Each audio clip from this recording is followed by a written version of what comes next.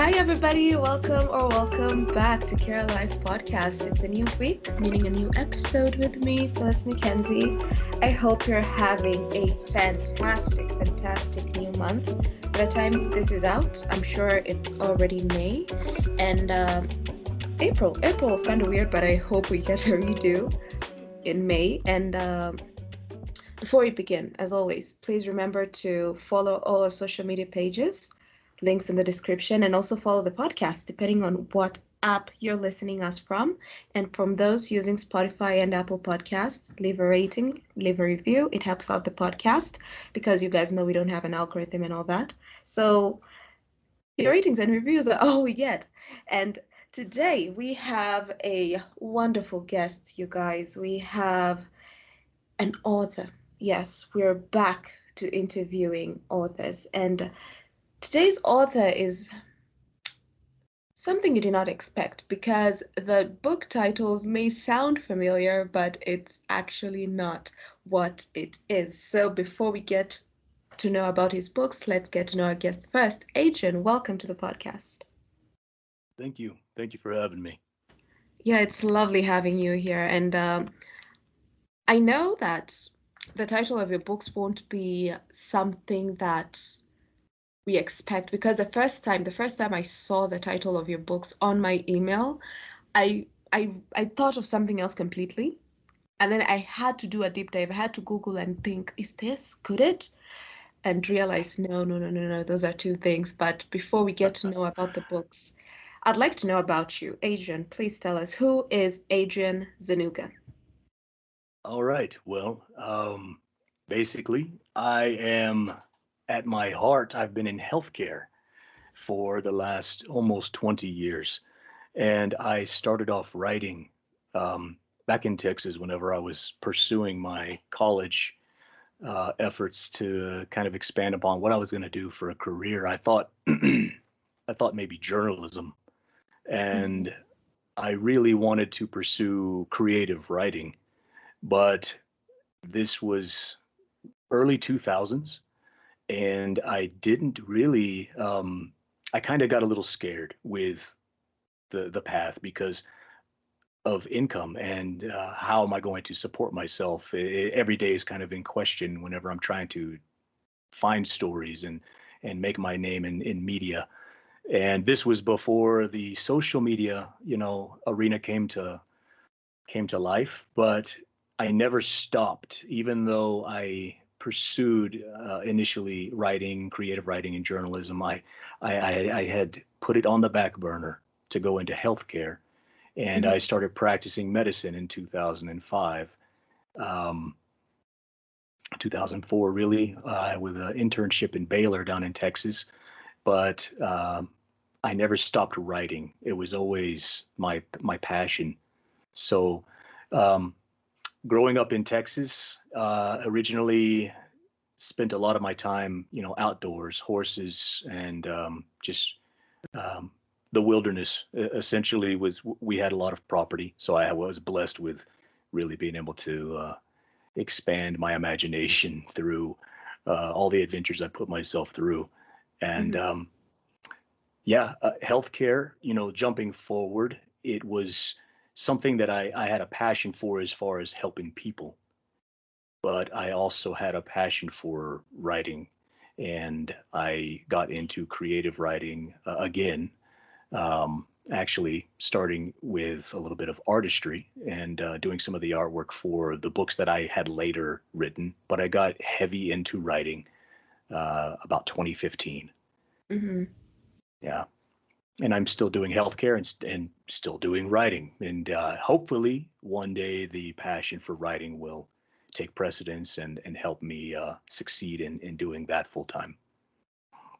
Great. And what happened to you so that you can just transition from career to career between healthcare and, as I understand, you are also part of a Marine Corps at some point.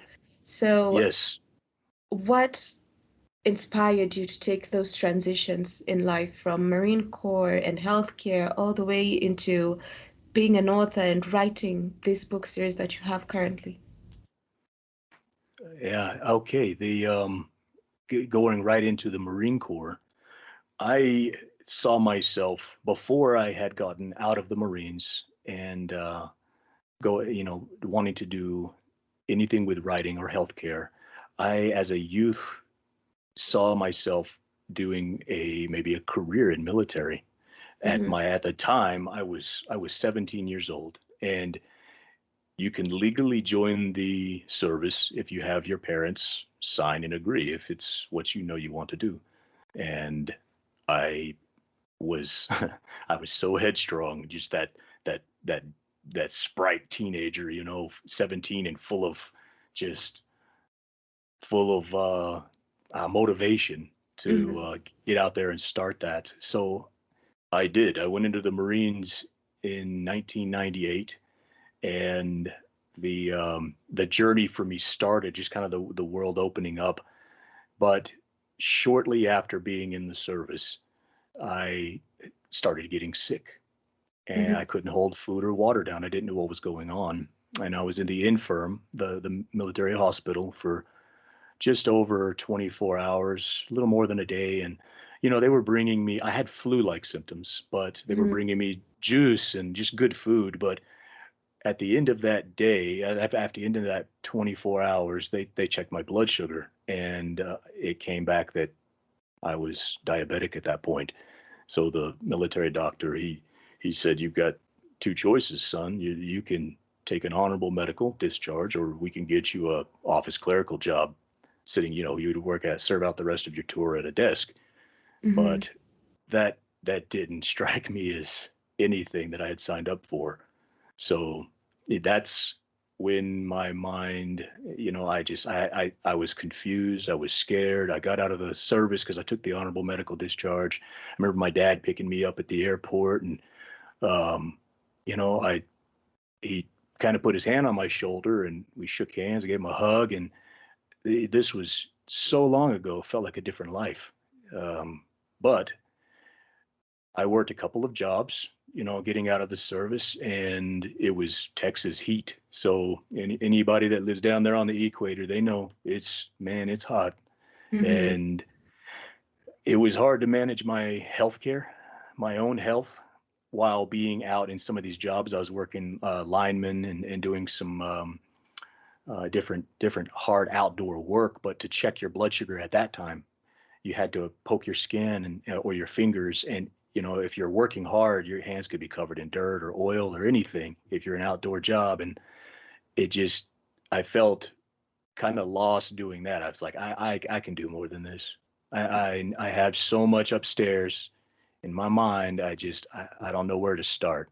Well, my sister was a nurse, and she hadn't graduated yet, but she had recommended, she said, "Hey, why don't you go check out Allied Health and see about, potential options? You can get into radiology, you can get into nursing, respiratory, physical therapy." There was a number of options to choose from. Mm-hmm. And I picked up a pamphlet. Um, this was all ongoing while I was taking some junior college courses and leaning towards into the literal arts and wanting to consider writing just because I liked that. But she was telling me, you also need to make sure you have a good source of income, and in a hospital you can maintain your own, good checks on your own healthcare. Mm-hmm. You're surrounded by people that could help until you get a handle on things. So 20 years, well, 25 years ago, that was her inspiration. And I started into respiratory because I believe, that was the thing that I saw. That was kind of the catalyst in my life. My sister was going through nursing. I can do something along those lines. She knew it. She put me onto it. And yeah, I've worked in respiratory therapy in places all over the country. I started off in Fort Worth at Baylor All Saints, Cook's Children's. I Mm-hmm. got a lot of NICU experience and level one trauma ICU experience and cardiac experience, all based right there in Texas. It's a fantastic place to start learning. But then I started traveling, doing contract work. So that has become extremely popular over the last number of years, Mm-hmm. contracted healthcares. But that's how I got out of Dallas Fort Worth, is as a contracted healthcare. I took a contract at Franklin Square Pediatric ER in Maryland, Mm-hmm. and it was kind of like going from Dallas Fort Worth to Dallas Fort Worth on the East Coast. Baltimore DC is very similar in population, the traffic and all that. And I had done another few contracts in other places, but I talked to my uh, providers, actually the company I was working with, and I said I wanted to go northwest. Well, but you get me into the mountains. I've never been there, and that's in 2006, going on 2007. I found myself in Casper, Wyoming, Mm-hmm. and I was heading towards Bozeman and just going more up into the mountains. And I fell in love with the area. I've been here ever since. I've gone back to Texas to visit family, but I've been here up in the mountains since, and it's been a wonderful life. I had met my wife, two kids now, and they were also a huge fundamental part of me writing. I was already doing short stories, kind of storyboarding with some of my artwork, and I had some ideas. But I had the base of the series in 2015 really come to fruition, and I had it all in my college bound notebooks, essentially written down with paper. I wasn't even using a computer because sometimes I would just have thoughts and I would need to jot them down, and I'd always keep these notebooks because Mm-hmm. when the inspiration is there, it's you have no time to wait, you know. Mm-hmm. Um, and I reached out for several months because of the short stories that I had done and submitted over with a company on the East Coast, ZeniMax Media. Mm-hmm. And I had come into contact in 2015 with the series being considered for use with the trilogy that I had in mind for it. And I Mm-hmm. had written and written and written. I just wrote my heart out. Um, I think during this time that I'm talking about, there's so many amazing little components that happened. I met musicians in my travels. Had amazing discussions based off of my work and then their interest in some of the work for companies, Mm-hmm. that the company that I was working with, and musicians that have in their own right grown to be phenomenal, players on the market. Um, they've written songs that are, I mean, over the years, their music has actually made scenes in my stories kind of come to life. It's like I've written scenes with Mm-hmm. inspiration from their music. Taylor Davis, wonderful violinist. I love her work. I'm a huge supporter. We've had some fantastic discussions about the work going forward. Lindsey Sterling, fantastic violinist. Mm-hmm. Um, Same thing. Sat and talked with her about the books, and it's crazy how our lives have branched off into different directions. Um, Mm-hmm. and then artists all over the world.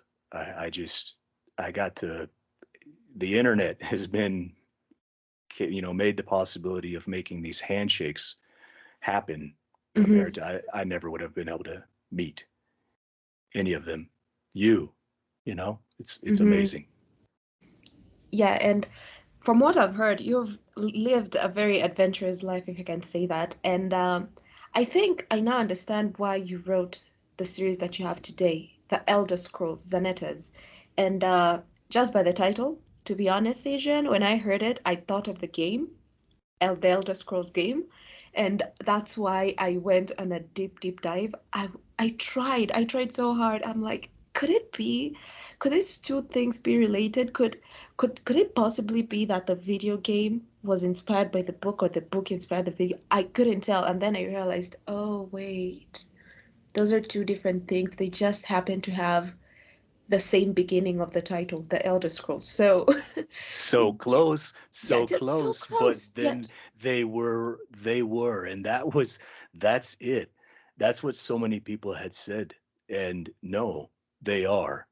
They are right in line with the same world of Tamriel and the Elder Scrolls video game.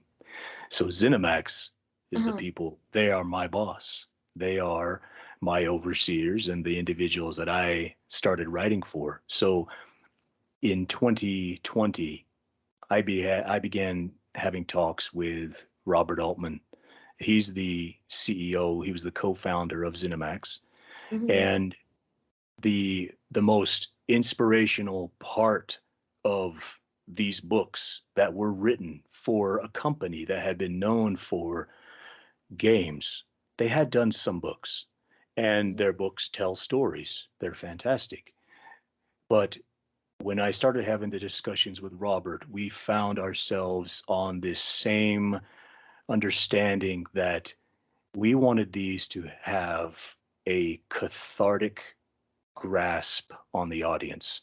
We Mm-hmm. didn't want it to read like you're playing a game. We didn't want it to read like you're stuck in one character of the game itself where people are familiar, and that sense made kind of the, I guess, the response that I have had from individuals and the reviews and people reaching out on just social media asking questions, and just they're excited because they either have been to these places, so to speak, of Mm-hmm. these that are in these games, or they are just familiar with the title itself of the Elder Scrolls, and want to know what this is. Is it a download content? What are you guys doing? What is this?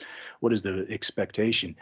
And that was it. We wanted to make something that people could listen to, that were either fans of the game series that had been out Mm-hmm. there since the 80s, and they continued to make new ones. The last one was Skyrim. Mm-hmm. The These books are, they give the fan base a little bit more information that was always, bounced around with the lore writers. The individuals that write the lore, there's a lot of stuff that's not released because it's either time consuming, or it doesn't fit the narrative that we're trying to really, steer with the story that's at hand. Um, Mm-hmm. so this was also, it read to where people who never had played any of the games, and weren't gamers to begin with, Mm-hmm. they don't have to be. They can get into this series, listen to the intro, and kind of get a basic fundamental understanding of what the world is. There's many races, there's many things that are similar to our natural world, but also, exciting. Like Harry Potter would have something along the lines of magic.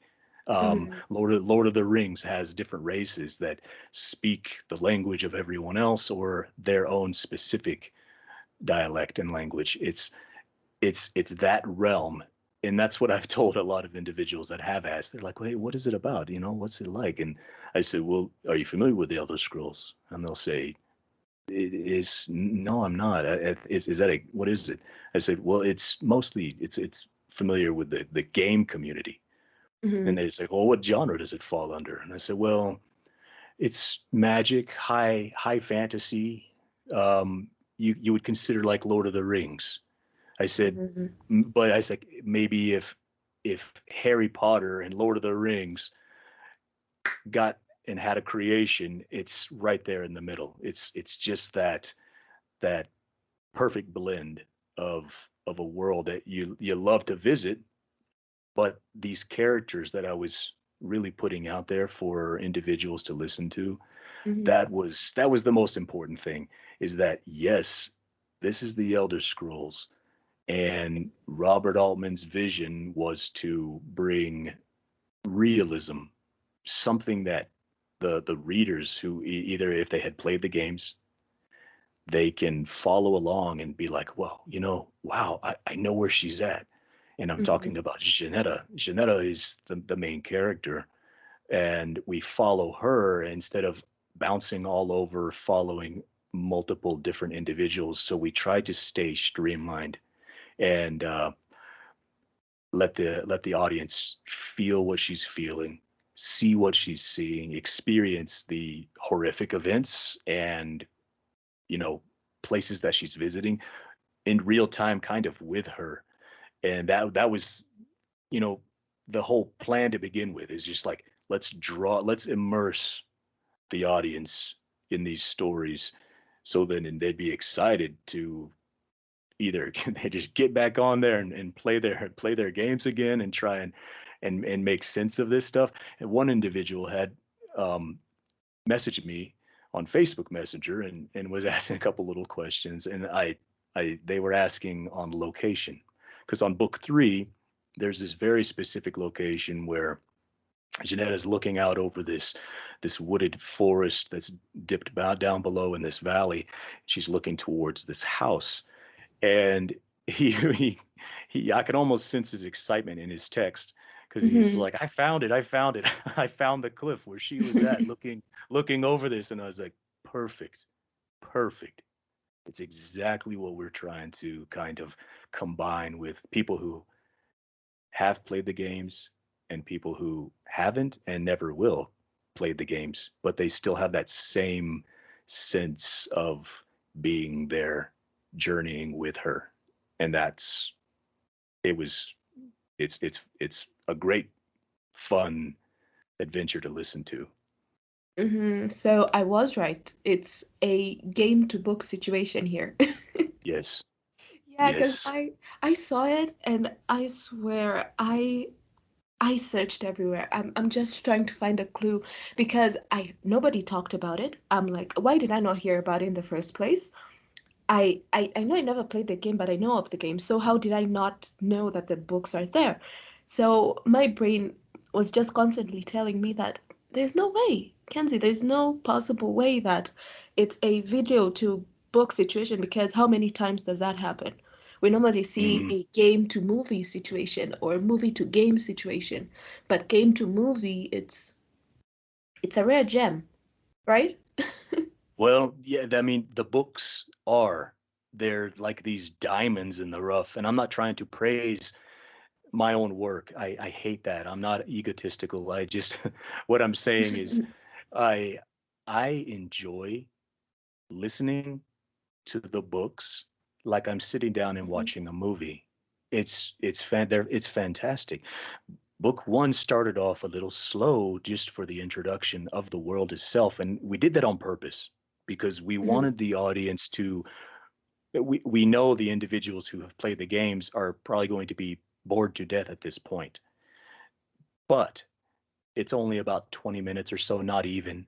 And it's for the non-gamers. It was for the readers that wanted to pursue the titles so that they're mhm, familiar with the world. And then the story just takes off and it goes straight into the narrative, you know? Yeah. And I think the biggest problem that we had, and it's still kind of ongoing, is mhm, I'm still in talks with ZeniMax, and I'm back and forth with their their legal team and their producers over there, just individuals that I've talked with for years now. The problem that happened was in 2020, when everything was ramping up and these titles were coming to, well, being complete. Book 2 was finished roughly September, I believe, maybe mhm, October. I think it was September. And I had been talking with Mr. Altman about the plans and getting everything pushed forward. And he was ecstatic. He was really just dug in to what was released so far. And when I talked to him in October, he said he had read book 1 and 2. mhm, So I said, perfect. I'm working very hard on getting 3 released. It shouldn't take me much longer. And at that point, I was meaning a couple of months. But I also had brought up the idea. I said, I need to, I'm also going to look at getting in contact with a couple of studios to do some audiobooks Mm-hmm. because I know how these scenes are supposed to sound. I know how the emotion is supposed to be rolling off the tongues of these characters. And I can commit that completely. So I would like to get into that. I'd like to get that ball rolling. So he was saying, yeah, absolutely. Whenever book 3 is finished, we'll talk about finalizing everything, getting it complete, and putting out official. Mm-hmm. Okay, so this is where everything had taken the hard turn for me and the company that I was starting up, because that's one thing I didn't mention in the start of the show was I was working on my own audio recording company to where we Mm-hmm. do sound effects and audio overlay. And the reason that was important is because of what had happened next. In February Mm-hmm. of 2021, Mr. Altman had passed away. Mm-hmm. So my book 3 was complete and ready to go in January of that year. So I don't think he ever got the chance to listen to book 3. And that's kind of heartbreaking because it is the best. It is the culmination of everything. Everything came together from the first 2 stories that he said he was eager to hear more of. He never Mm-hmm. got to hear part 3. And that kind of crushed me just because we were going full steam ahead. Mm-hmm. So since then, the everything that affected everybody, COVID, it shut the world down in certain areas. Some places kept on managing as was with little to no disturbance. Other places you couldn't go into a store, to buy groceries. It was just, you remember that disaster period Mm-hmm. of economic shutdown. Well, it also shut down the recording studios and everything else, but I was so focused on continuing through with finishing the audiobooks that talking with Silo Studios, there's a couple other studios, some of them out of Denver, and the individuals that were in the sound realm just pointed me on how to set up sound booth and get things set up on my own with a facility to accommodate. So I did. I set my own up. I started my own audio and sound effects company. It's called Brass God Productions, Mm-hmm. and I did all of the overlay and voiceover acting and everything else in house. I did Mm-hmm. a I did a couple of outsource individuals that helped, but the books went through as normal. The only thing that didn't hit was now what I'm working with for ZeniMax is getting them pushed forward into the public eye because they're hard to find. They don't have the same PR and the same release. And since book 3 wasn't done, we're still in talks on the lowest part of the conversation, which is getting paid. I mean everybody does work to get paid, but Mm-hmm. still in talks with that with ZeniMax, Bethesda. So eventually things will be finalized and the books will be finished uploading into their library. And that'll be a great day for me. But until then, I think people can just catch it on Audible because I have them on my lineup now. Because this year I started reading fantasy books again and any adventure themed fantasy books, and I am obsessed, Adrian. And when I saw this, I had to add them on my wish list. I think by next week I'll have began reading them once I finish my other TBR Perfect. list. Yeah, so Love I it. think you guys gotta check the book. We don't need to wait. We don't need to wait for them to have it officially on their website or something. You can just go on, check it on Audible, leave a rating, tell Adrian what you think about the book, right? Absolutely. Please do. Yeah. Leave reviews and comment, get on Facebook. If Uh-huh. you're on Facebook and search the title of, Zaneta's Chronicles, it'll just pop up right there. So anybody that's listening to the audiobooks can actually look over the art or some of the art. I would say about 90% of it, because some of it gives away a little bit of the storyline. But there's so much of the art that we have uploaded on the Facebook page that goes along with people that have the audiobooks. They can see some of these scenes. Hmm. And what about I'm about to ask you, I think it's something that people in the gamer community will have for you. Is there any lore that has stuck with past Elder Scrolls game that are present in the series, or is there a new lore that has popped up with this series? It is the lore that has been in existence, and we didn't release anything that gave any innuendos or any hints toward the new release coming, Elder Scrolls 6, nothing along those lines that's finite. So yes, the lore that's in the past, it goes right, it coincides right with what is in these books. So people that have experienced some of the lore, they'll know exactly what's happening and then kind of what's to come, especially in book three, because book Mhm. three, um, there was a couple of individuals that were asking questions about, um, well, I won't give it away, but when you listen to it, it's it flows very well. And that's one thing I also invite a lot of individuals. They might think they have some answers to something or questions. Please reach out and message me on Facebook Messenger, or also on the website that is out there, brassgodproductions.org. It actually Mhm. has the titles listed and a little bit of backstory. So everybody more than welcome. Send me a link, send me a message. Um, I'd love to talk with the listeners. That's what this was all about, is trying to be amongst the community as much as possible. Hmm.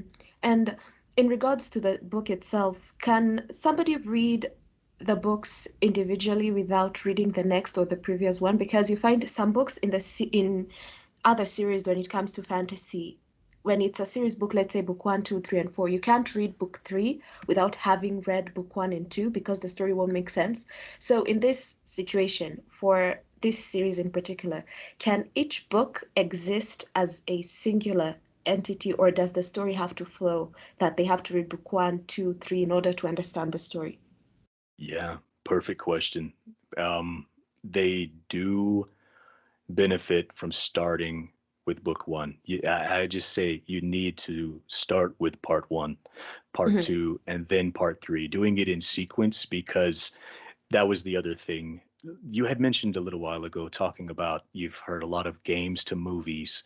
And when I had the discussion about making these books, and I made them, I shortened them, I edited a lot from them to Hmm. make them fit into a specific bracket. And when I talked to Robert about this years ago, we had done a lot of editing with book one specifically. When it was changed over into an audiobook, I didn't know how it was going to work at the time. And I changed a couple of things while I was working. But Hmm. each of these books come out to about just over 3 hours. Hmm. That's like a Lord of the Rings movie. So an audible book that translates into a movie, essentially flawless, 3 hours, 3.5 hours at the longest. I think book two came out to about 3.5 hours, little around that time frame. And that was the goal.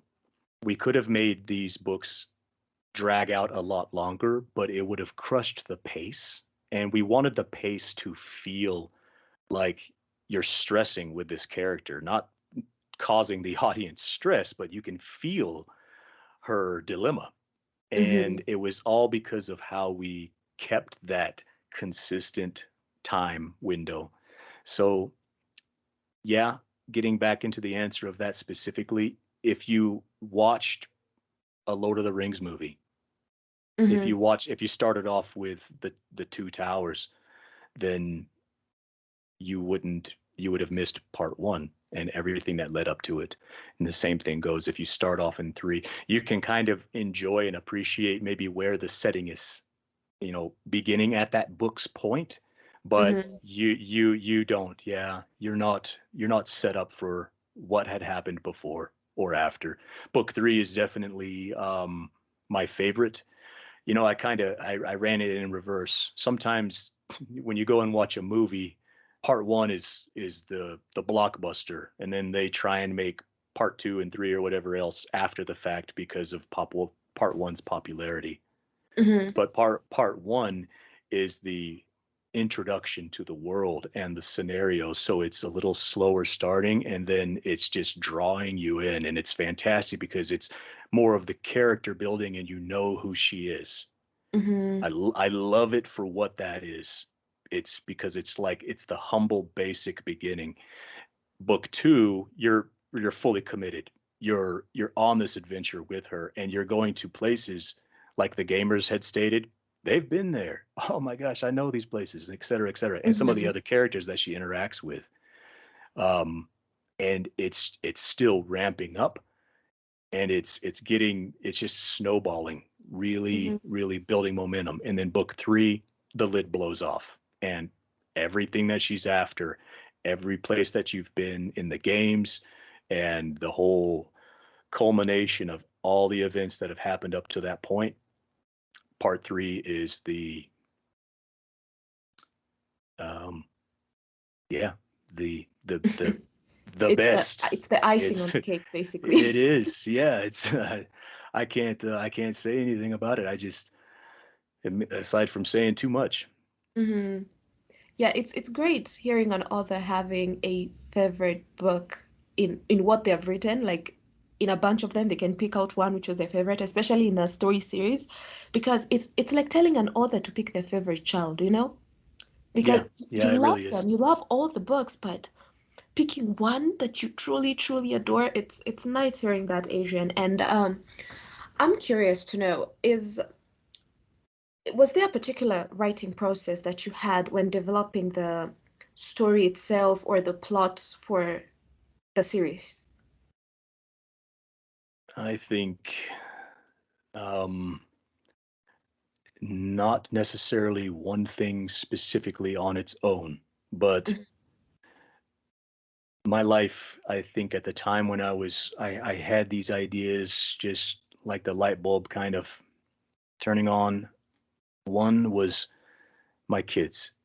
Mhm. And you'll obviously be able to pick that up whenever you start listening to the stories, because when we play these games, it's interesting how we don't have a lot of focus on where there's no kids, there's not a bathroom, these people don't require food, it's Mhm. like the basic things of life.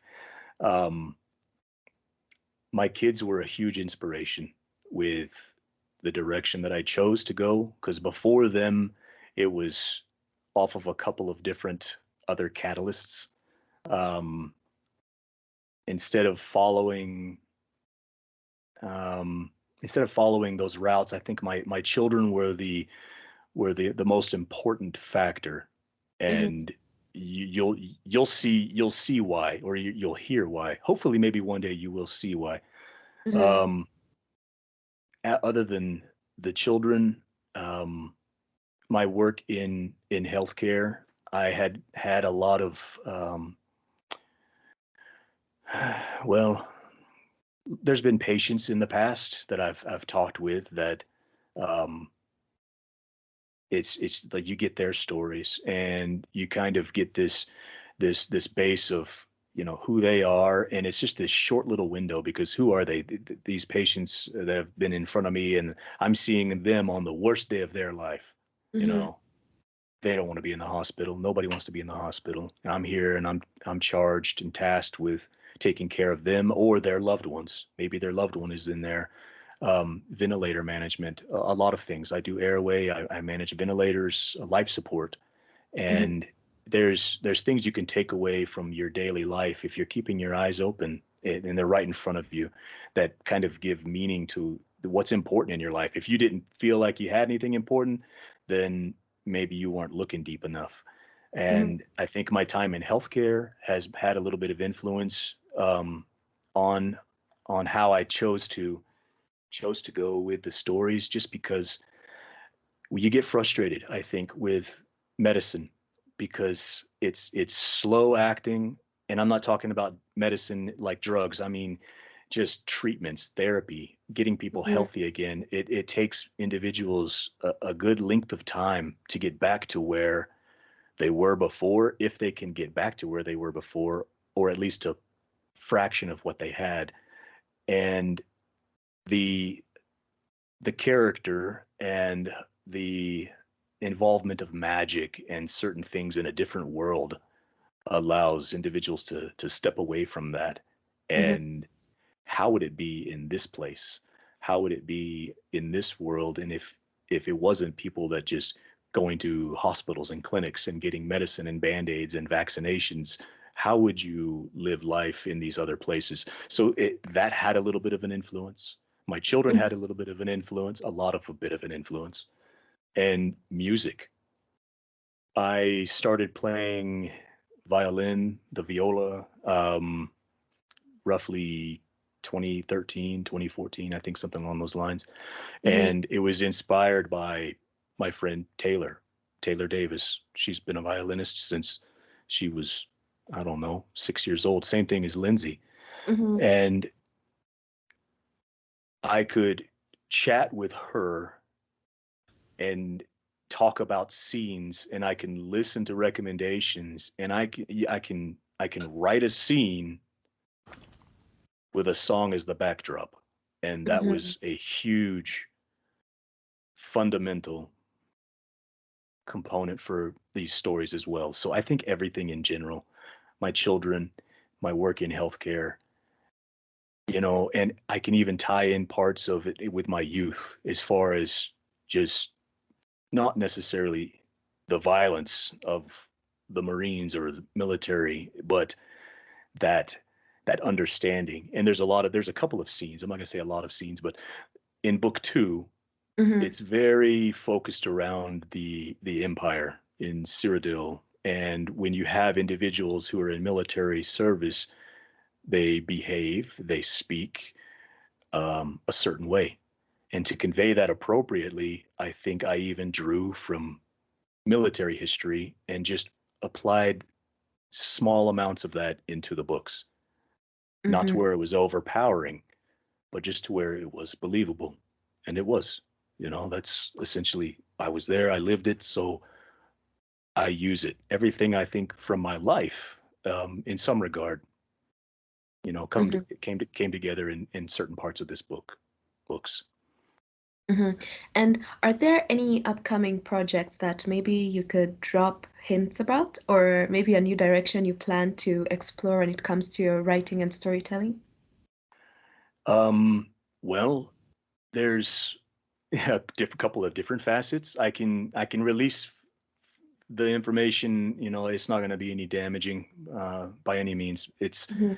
I was doing children's stories also, and it's about a pretty much a hospital companion, pretty much a welfare, or excuse me, a kind of a just a companion dog, companion animals. Mm-hmm. And one of the visitation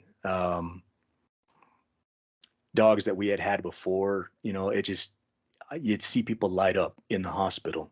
And I I took that as, wow, what's going on in this dog's mind?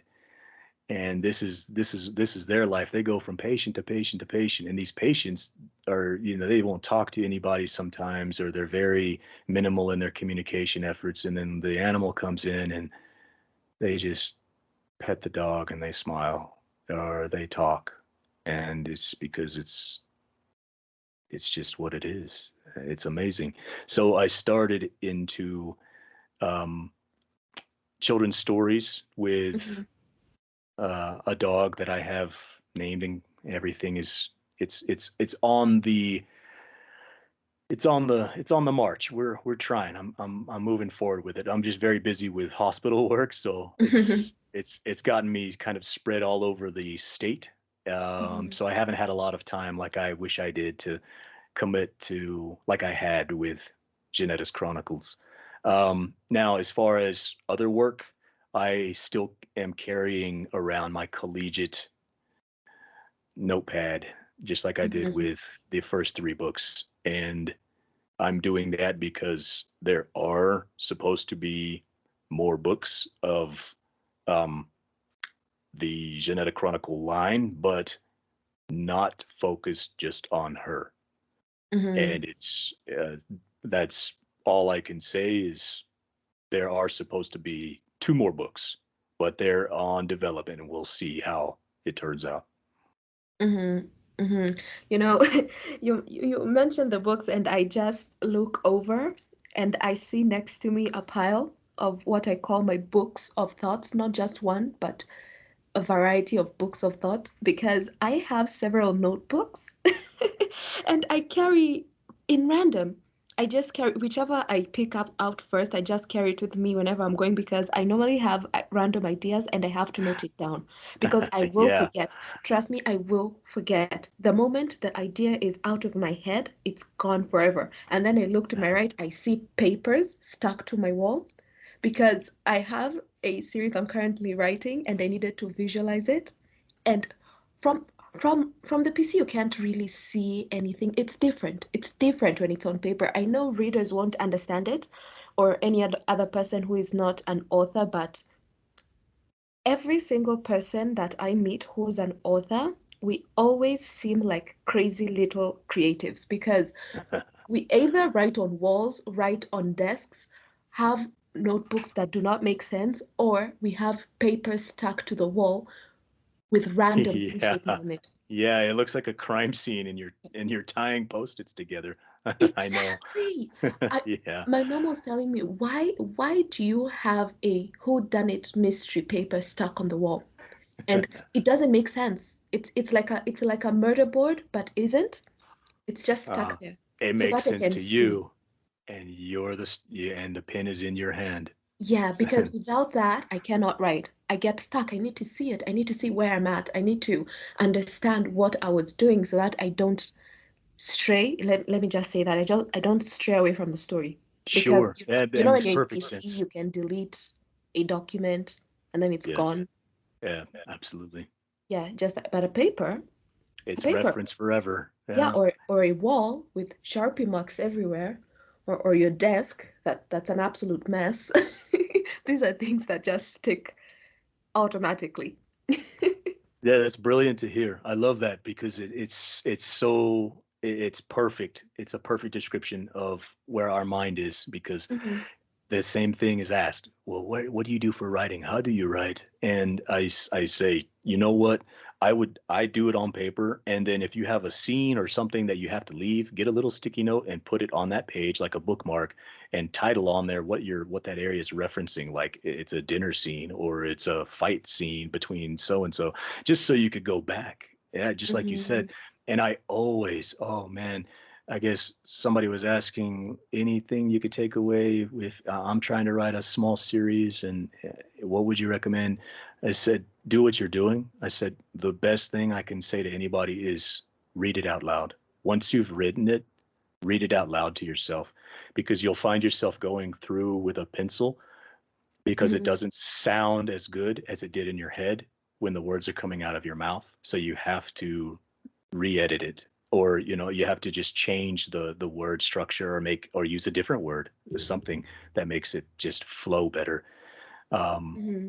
that's what I did for all of mine. I think I don't know, I just had alphabet soup coming out of my eyes because I had read my books so many times and then read them out loud, and still to this day I can listen to them, I can listen to the stories. We I think that helped more than anything was, yeah, definitely. Not Hmm. not more than anything, but it's a component that you can't exclude from writing books. Read them out loud because you might find yourself changing them.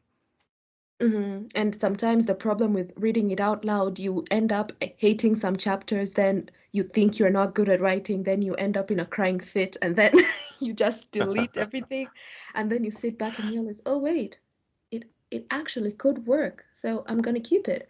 Because when you're writing and reading it out loud, it's like you're talking to yourself basically, because Mhm. whatever you wrote was in your head.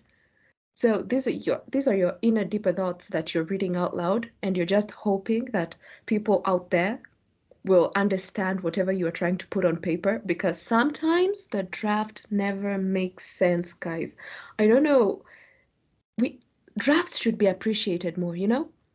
It Sure. takes a lot. It takes a lot not to just set the whole draft ablaze, because I've been there. I just look at it and I'm like, nah, nah, this could not work. And I know that, I don't know if you have people like this in your life, but like referrals that you can send a few chapters to, like friends, close friends, who won't leak whatever you've written, and then they can Yeah. just read through it and then tell you, oh, this is actually good. And then when I send it out like that, and then the feedback comes back, oh, it's good, it's good, it's good. I never trust it. I'm like, nah, Mm. I don't want it. You said it's good. You're saying that because you're my friend. So Yeah. Yeah. I, I That's don't think it's good. suspicion. Yeah. I definitely can say I can attest to that. That my books are I they would be twice the thickness if I wouldn't have edited as much as I did. Hmm. And I didn't cut content to the point where um, it changes the story. It just it the flow, and that was it. I think that was it. Whenever I heard myself saying something out loud, and I have a page that I had written, and I'm reading it out loud, I realized, wow, some of these are really run-on sentences. They sounded okay in my head, but this coming out of my mouth, it sounds redundant. So I Hmm. that one page would turn into a half page or a three-quarter page. But consistently, I have that just all these collegiate books that notebooks that just got lines through, lines through, lines through a lot of the story. Yeah, I 100% agree with that as far as trying to lean on some individuals. I had some professional editors and folks that were just kind of go to that Hmm. were even with the company. Josh, good friend with ZeniMax, he's he's like, man, yeah, you have creative control. He says that's a rare thing whenever we have so many team-based projects. And I said, well, I still got to hear it from somebody than just myself, you Hmm. know? So yeah, I think that is just invaluable to have people who won't just give you a, yeah, it's great. And it's like, yeah, you don't owe me anything, buddy. Tell Hmm. me the truth. Yeah. Yeah, I won't hold it against you. Just tell me, is it good or does it stink? Just tell me. What would you change? Yeah, if this Hmm. was your story, what would you change? And that it's kind of that blessing in disguise. It's a flip side coin because, or excuse me, a double sided coin because you want to trust them with the the perception that they are getting, and if they would change anything. At the same time, you go into it sometimes not wanting to really change much. You Hmm. have the story, you know where you're trying to go. If you change certain little things, it might be catastrophic. It's I don't not necessarily that bad on the overall scenario, but it does make me a little nervous sometimes to ask too much, because then I've had that same thing happen where oh, I wish I see more of this, I wish I see more of that, I want to see more of this, and all of a sudden I'm trying not to stray too far away from what the scene was originally in my mind. Hmm. Yeah, and as we bring this episode to a close, Adrian, sadly, Oh, what, oh, sadly, it's before we end up talking for 5 hours here. What can be a something, okay, let me just say this. What can be something you want to tell our readers or gamers about this book, why should they go get this book?